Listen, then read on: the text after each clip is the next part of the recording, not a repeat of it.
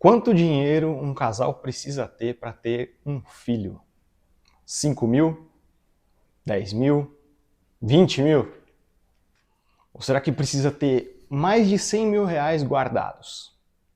A verdade é que muitos casais eles adiam a ideia de ter filhos justamente por não estarem preparados financeiramente. Ou por simplesmente esperarem o momento perfeito para que depois que conquistarem casa, tudo que eles sonharam antes, para poderem pensar em ter filhos. Mas será que é o certo? Hoje eu vou mostrar para vocês uma conta que é o que vocês deveriam fazer antes de pensar em ter filhos, que vai ajudar vocês a descobrir se vocês realmente estão preparados ou não. Mas antes de qualquer coisa, eu preciso desconstruir uma ideia muito errada na cabeça de vocês. Não existe um salário certo para que você consiga manter ou ter filhos. Tanto não existe um salário certo que podem ter famílias, um exemplo, podem ter duas famílias que ganham 10 mil reais, com situações completamente diferentes.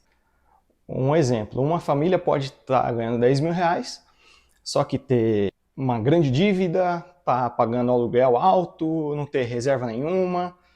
E a outra família, pelo contrário, tem uma reserva, está bem estruturada, mesmo com um pouco de dívida, mas tudo planejado.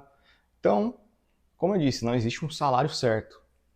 Então a pergunta que você deve se fazer é: não é quanto você ganha, mas quanto de renda você consegue colocar ou sobreviver com a chegada de um filho.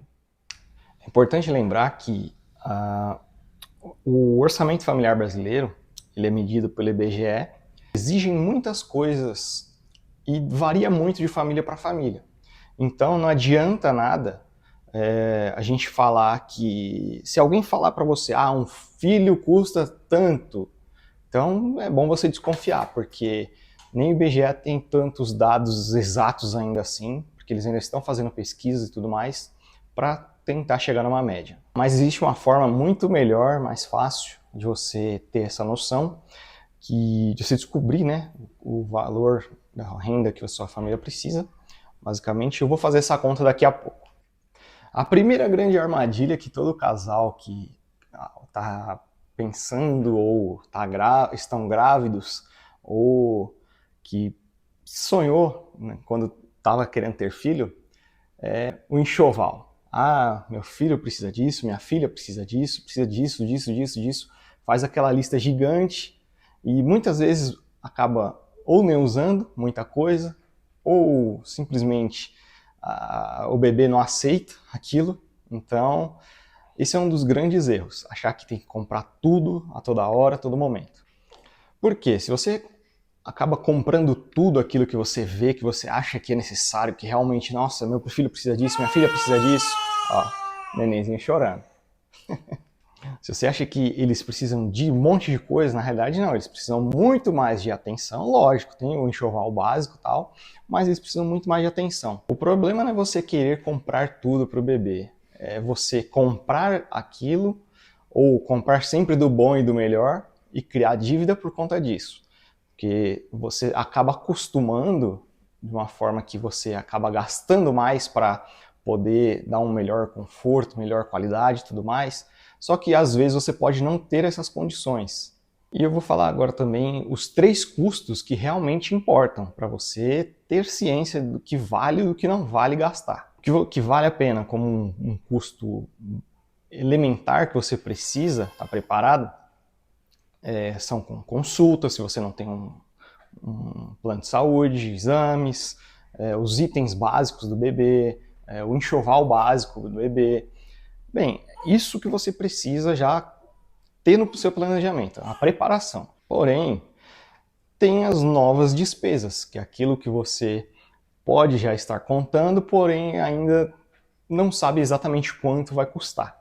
Que são parte de alimentação, caso o bebê não se alimente sempre do peito da mãe, questão de consumo de fraldas, isso vamos falar que é um dos maiores custos para o bebê.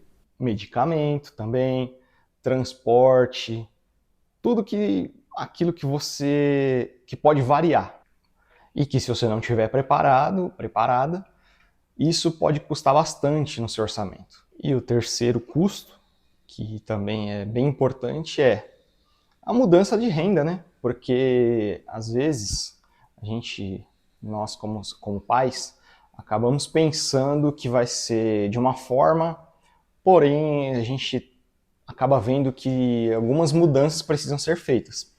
Por exemplo, o que muitos casais acabam esquecendo de se perguntar, de entrar num consenso sobre como vai ser depois da chegada do bebê. Como é que vai ser o trabalho, por exemplo? Como é que vão lidar com isso? Os dois vão voltar a trabalhar? Com quem vai ficar o bebê? Como que vai ser essa mudança? Quanto isso vai custar? Como que vai ser essa adaptação? O pai vai parar de trabalhar, a mãe vai parar de trabalhar, a gente vai precisar ter mais tempo com a criança para poder desenvolver melhor, para poder ter mais tempo para cuidar. Então, isso é algo que tem que ser levado em conta, porque muitos pais deixam para o último momento para decidir isso e acaba tendo muitos conflitos, muitos problemas, acaba gerando muita expectativa. E se não for já pensado isso desde o início, até no começo da gravidez, vocês podem acabar tendo problemas, porque na hora que chega no momento de você ou voltar para o trabalho, ou você ter que colocar seu bebezinho praticamente recém-nascido numa creche, você pode se sentir muito culpado, pode ter uma pressão psicológica muito grande e isso afeta muito mais a sua capacidade de pensar em melhorias, pensar em tudo. E agora eu vou mostrar para vocês o método que eu desenvolvi para que vocês pensem no planejamento de como vai ser essa nova vida, essa nova etapa da vida de vocês. O nome do método é Pronto. O P de projeção, porque você precisa ter uma ideia do que vai mudar no seu orçamento. Então você tem que projetar isso. Ou seja, você tem que pensar nas despesas, fralda, saúde, alimentação, tudo que for de despesa para o bebê. O R de reserva. Você precisa criar algum tipo de reserva, ou durante a sua gravidez, ou antes, se possível, ou se não não houve tempo, de repente o bebê já nasceu, você tem que criar o hábito de tentar guardar alguma coisa para poder você não ficar dependente ou criar formas extras de renda. Porque você tem que se perguntar, e se minha renda cair amanhã? Se eu perco o emprego amanhã, por exemplo, como é que vai ser isso? Então você tem que estar preparado, preparada para porque essas coisas podem acontecer, infelizmente. Então assim, você tem que tentar pensar, quanto que eu tenho de despesas hoje que eu preciso guardar para que eu consiga me manter por alguns meses ou por um ano, de repente. Então você tem que pegar qual é o valor da sua despesa hoje. Por exemplo, digamos que suas despesas são R$6.000 por mês, tudo, contando tudo. Digamos que você fez uma reserva de 18 mil. A sua reserva ela pode durar apenas 3 meses, basicamente. Porque se você guardou 18 mil, você tem despesa de 6, você consegue se manter por apenas mais 3 meses. Agora, o ideal é você diminuir as suas despesas. Mas isso é apenas um número fictício, não leve ele em consideração tanto, mas é basicamente para você se preparar. Então, pega o valor da sua despesa, vê o quanto você precisa juntar, tenta juntar a quantidade que você conseguir, porque isso vai te ajudar conforme o tempo. O de orçamento. O orçamento é basicamente você pegar sua renda líquida, menos as de suas despesas, menos as novas despesas com o bebê, e aí o valor que sobrar é o valor que vai ser a margem que você tem para a sua família. Lembrando, sobrando dinheiro, no caso, margem positiva, você consegue criar uma reserva maior, você consegue investir no futuro. Agora, criando uma margem negativa, ou seja, você está tendo mais despesas, então você tem que repensar a sua estratégia. Repensar formas de renda maior, ou de uma renda extra. Então vamos fazer aqui um exemplo. Basicamente, vamos pegar dois grupos, duas famílias. Vamos supor que as duas famílias tenham renda de R$8.000, por exemplo. sendo do casal, 4 mil de cada um, por exemplo. Então, basicamente, a renda do casal é 8 mil. Digamos que as despesas mensais sejam em torno de 6.500, sem o bebê. Depois que o bebê nasceu, aumentou mais R$ 1.000 nessa despesa. Então, basicamente, esse grupo 1, que os 8 mil e tem 6.500 de despesa, aumentou mais 1.000 de despesa. Basicamente, sobrou R$ 500. Esse casal, ele tem condições de ter filho?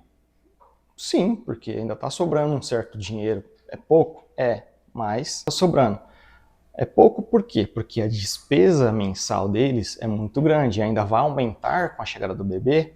Então, eles têm que repensar as despesas mensais que eles têm. Já no outro grupo, pensando, eles têm, digamos, a mesma receita, de R$ 8.000, as despesas, em vez de 6,5, são R$ 5.000 de despesas, e aumenta também mais R$ 1.000 de despesas por conta da chegada do bebê. Então, quanto vai sobrar disso? Vão sobrar R$ 2.000, olha a diferença. O primeiro grupo sobrou apenas 500, o segundo grupo está sobrando 2.000. Então, assim, eles têm muito mais condições de terem filhos, de manterem esses filhos, de dar uma estrutura de vida melhor para esses filhos. O N de novo cenário. Agora, se faz uma pergunta. Hoje nós temos 8 mil de renda, voltando ao exemplo anterior, 8 mil de renda. Tá, eu tenho 4 mil, minha esposa 4 mil. Tá, mas e se um de nós dois perder essa renda? Como é que vai ser? A gente consegue se manter com apenas essa renda? Eu vou ter que repensar toda a minha estrutura, como é que é? Então você tem que levar em consideração algumas variáveis que podem acontecer, tá? Porque se você sempre pensar que vai dar tudo certo, vai estar tudo maravilhoso, não, você tem que sempre, no seu planejamento, você tem que colocar algumas frustrações que possam acontecer. Não pode ficar contando o tempo inteiro com a sorte, você tem que pensar até nos possíveis problemas que você possa ter.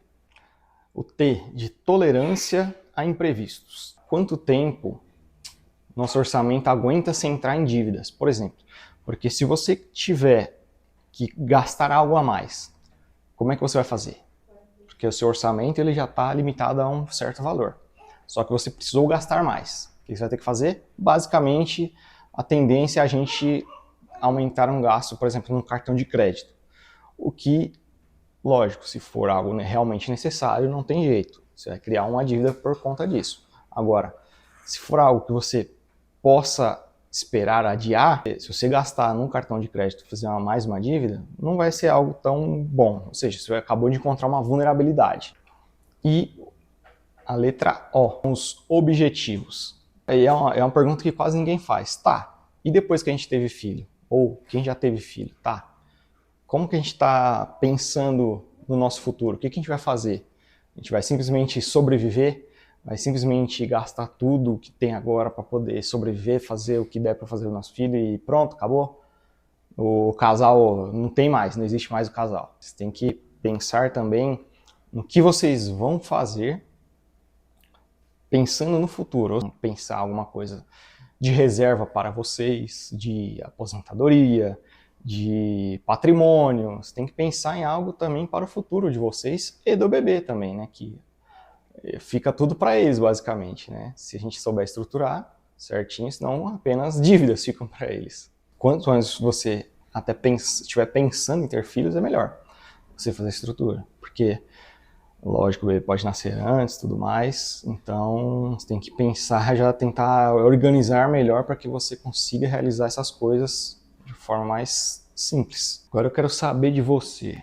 Tá, qual é a maior preocupação que você tem de saber sobre ter ou criar um filho, ou como está sendo essa mudança para você que já tem, que acabou de ter filho, ou quem já tem, que você pode dar de dica para quem já tem, não tem um filho ainda?